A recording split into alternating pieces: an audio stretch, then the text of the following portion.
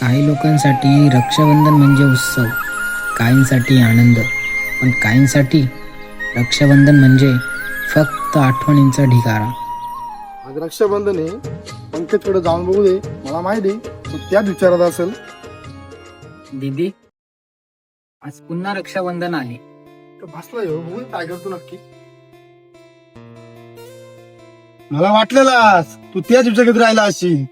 दरवर्षी रक्षाबंधन आली का तू हे असंच असतो. अरे पंकज, अजून किती दिवसाचा त्रास करून घेणार तू.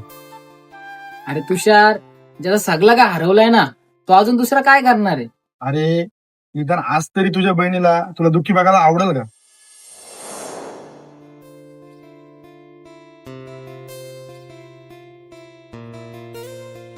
आता तुला इतका उशीर काय झाला? तुला चॉकलेट आणण्यासाठी गेलो होतो म्हणून इतका उशीर झाला.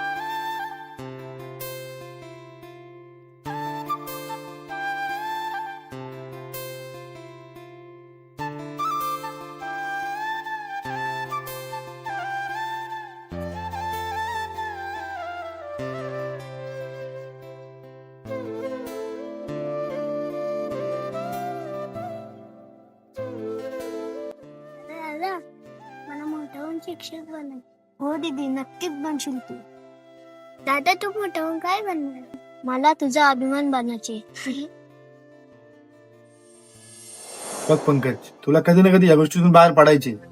आपला जीवन कधी कोणासाठी थांबत नाही. तुषार, माझं आयुष्य ना त्याच दिवशी थांबलं, कारण तिच्याशिवाय माझा या जगात कोणच नव्हता.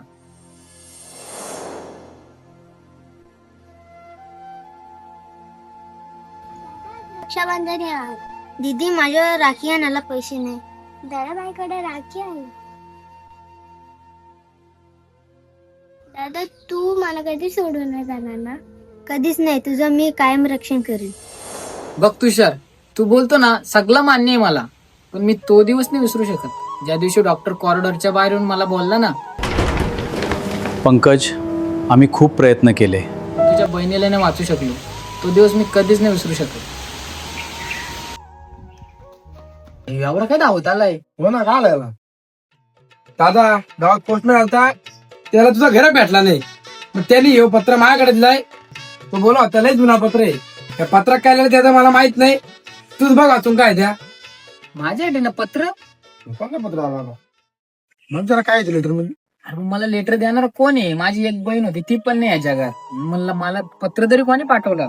लय जुनं पत्र आहे, काहीतरी असं ना.